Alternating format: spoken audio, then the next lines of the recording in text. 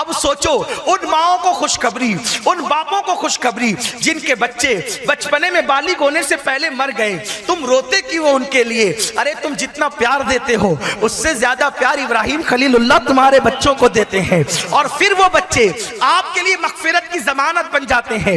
اللہ کے رسول فرماتے ہیں نابالغ بچے جو دنیا سے جاتے ہیں وہ قیامت کے دن اللہ سے کہیں گے، حدیث پاک کا مفہوم ہے، مولا ہم بچپنے میں دنیا سے کوچ کر گئے تھے، ہمیں باپ کا پیار نہ ملا، ہمیں ماں کی محبت نہ ملی، اگر ماں ملتی تو ماں ہمیں لوریاں دے کر سلاتی، باپ ملتا، مفہوم کے طور پہ بتا رہا ہوں، باپ ملتا وہ ہمیں گود میں کھلاتا۔ اللہ آج ہمارے ماں باپ پتہ نہیں کہاں ہیں اور ہم جنت میں ہیں، قیامت کے دن بچے کہیں گے مولا آج ہمارے ماں باپ سے تو ہمیں نہ ملائے گا، تو سب کو خوشی دے رہا ہے کہ آج ہمیں خوشی نہ ملے گی، اس لیے کہ مرے تھے تب سے جنت میں آ گئے، لیکن آج خوشی اس وقت تو دوہری ہوگی جب ماں باپ ہمیں مل جائیں گے۔ اللہ فرمائے گا جا تیرے ماں باپ کیسے بھی تھے، اگر وہ کلمہ پڑھنے والے تھے ان کا ہاتھ پکڑو اور جنت میں لے کر کے آ جاؤ۔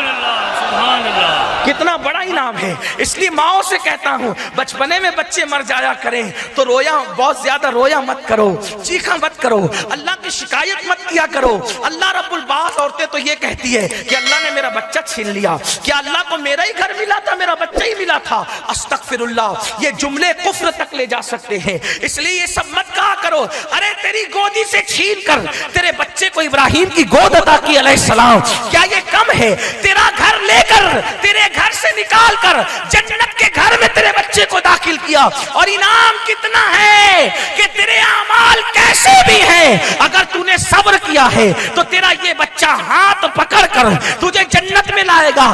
اب یہاں رک کر ایک بات کہتا ہوں، آج کل مولوی تقریر کرتے ہوئے کہتا ہے قیامت میں کوئی کسی کے کام نہیں آئے گا، نبی اپنی بیٹی کو بھی بخشوا نہیں سکیں گے۔ ارے نادان، جب تیرا نابالغ تیرا ہاتھ پکڑ کے تجھے جنت میں لے جائے گا تو محبوب خدا کتنوں کو جنت۔ سبحان اللہ، نعرہ تکبیر، نعرہ رسالت، شفاعت عظمت مصطفیٰ۔ آپ کے نابالغ پر تو نماز بھی فرض نہیں ہوئی تھی، آپ کے نابالغ پر تو روزے بھی فرض نہیں ہوئے تھے، جب آپ کے نابالغ کو مصطفیٰ جان رحمت کے صدقے یہ مقام ملا ہے تو مصطفیٰ جان رحمت جس کے صدقے میں کائنات بنی ہے، آپ ایسی بات کیوں کرتے ہو؟ اور آپ بھی کہتے ہو مولوی صاحب جھگڑے کی بات نہیں کرے، واللہ ہم جھگڑے کی بات ہی نہیں کرتے، ہم تو بس اتنا کہتے ہیں کہ جو نبی کے خلاف سوچ رہا ہے اس سے دور ہو جاؤ۔ ہم مرنے کی بات ہی نہیں کرتے، مارنے کی بات ہی نہیں کرتے، ان سے دور ہو جاؤ۔ اس کی وجہ یہ ہے کہ زہر سے دودھ کا دور ہونا ضروری ہے، ورنہ وہ پینے کے قابل نہیں رہے گا۔ زہر کا دودھ سے دور ہونا ضروری ہے، ورنہ وہ پینے کے قابل نہیں رہے گا۔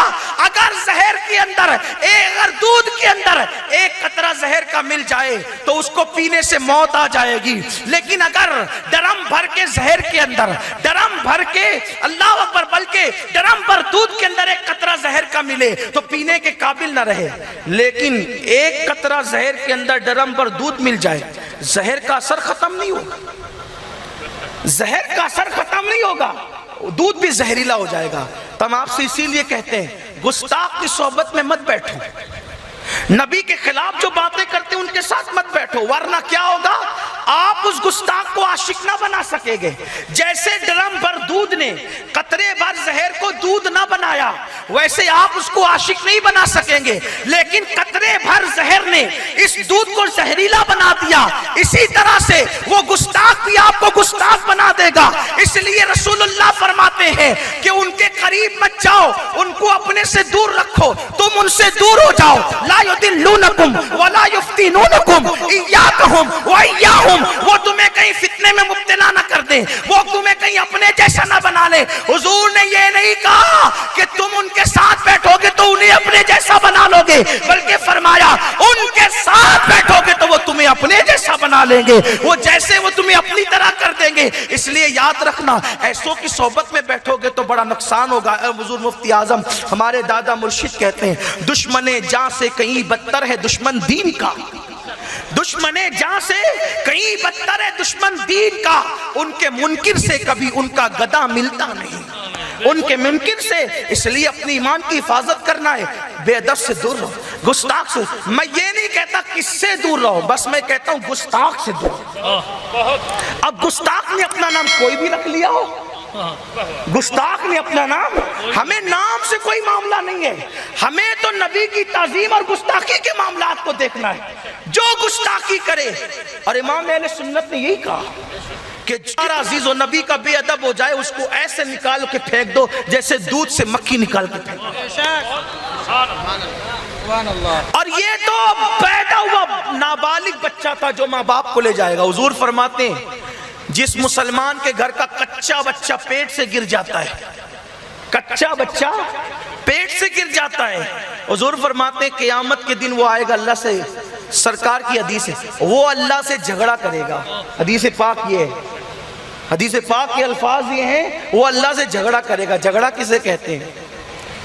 ایک جھگڑا وہ ہے جو آپ اپنا جھگڑا سمجھتے ہیں، وہ نہیں، جو جھگڑا محبوب اور محب کے درمیان ہوتا ہے۔ ملانے کے لیے نہیں کہہ رہا ہوں، صرف سمجھانے کے لیے کہہ رہا ہوں۔ آپ کی بیوی آپ کی محبوب ہے، ٹھیک ہے، آپ اس کے محبوب ہے کہ نہیں؟ اگر ہو تو بول دو نا، ڈرتے کیوں ہو؟ کوئی ناجائز محبت کی بات تو نہیں ہو رہی؟ ناجائز محبت پہ کل میں نے 1 گھنٹہ تقریر کر لی ہے، یہاں جائز کی بات کروں۔ بولو محبوب ہے کہ نہیں ہے؟ بالکل ہے، وہ آپ کی محبوب ہے، آپ ان کے محبوب ہے۔ آپ کہیں میں 3 دن کے لیے سفر پہ جا رہا ہوں، بیگم سے کہتے ہیں کہ نہیں جانا، 3 دن نہیں جانا، آپ نے کہا جانا، کہا نہیں جانا، وہ جا رہی ہیں، میں کہ 1 مہینے کے لیے، کہا 1 مہینے نہیں، 1 ہفتے میں واپس آؤ۔ یہ جھگڑا ہو رہا ہے گھر میں، وہ کہتی جانا، آپ کہتے نہیں جانا، یہ جھگڑا ہو رہا ہے۔ کیوں ہو رہا ہے؟ نفرت اس لیے، محبت کی بنیاد پر کیوں ہو رہا ہے؟ وہ 1 مہینہ رہنا چاہتی ہے، آپ 1 ہفتے کی بات اس لیے کرتے ہیں کہ آپ اس کے بغیر رہ نہیں سکتے، ہے نا؟ آپ 3 دن سفر پہ جانا چاہتے ہیں، وہ سفر سے روک رہی ہے اس لیے کہ وہ آپ کے بغیر، لیکن جھگڑا تو ہو رہا ہے نا، اس میں کوئی کینہ ہے؟ بولو، کپٹ ہے، حسد ہے، جلن ہے؟ نہیں، یہ محبت کا جھگڑا ہے، اور یہ جھگڑوں کی بڑی شان ہوتی ہے، اس سے محبت بڑھتی ہے، اس سے الفت بڑھتی ہے، اظہار محبت ہوتا ہے۔ بیچارے وہ کیا جانے جو حسد سے لڑتے ہیں، یہ مزے تو ان کو آتے ہیں جو پیار میں لڑتے ہیں، جو محبتوں میں لڑتے ہیں۔ تو ہوا کیا؟ سرکار فرماتے ہیں وہ کچا بچہ جو گرا ہے اللہ سے لڑے گا، وہ جھگڑے گا، یعنی کیا کہہ رہا ہوگا؟ جھگڑنے سے مراد یہ ہے، اللہ مراد بہتر جانے محبوب کی مراد کیا ہے، لیکن شارعین یہ فرماتے ہیں جھگڑنے سے مراد یہ ہے کہ وہ اللہ کی رحمتوں پہ مچل مچل کر اللہ سے چلا چلا کے باتیں کرے گا، اللہ سے چلا چلا کے باتیں کرے گا۔ کیا بات کرے گا چلا کے؟ اللہ ہم تو کچے بچے تھے تبھی گر گئے، ماں کی گود بھی نصیب نہ ہوئی، آج ہم اپنے ماں باپ سے ملنا چاہتے ہیں۔ اللہ اس کو اختیار دے گا، جا اپنے ماں باپ کو ڈھونڈ۔ حضور فرماتے ہیں حدیث پاک میں آتا ہے کہ اس کی ناف کے اندر جو نال ہے، نال، اس نال سے وہ اپنے ماں باپ کو باندھے گا اور کھینچ کر جنت میں لا رہا ہوگا۔ توجہ ہے آپ کی؟ توجہ ہے؟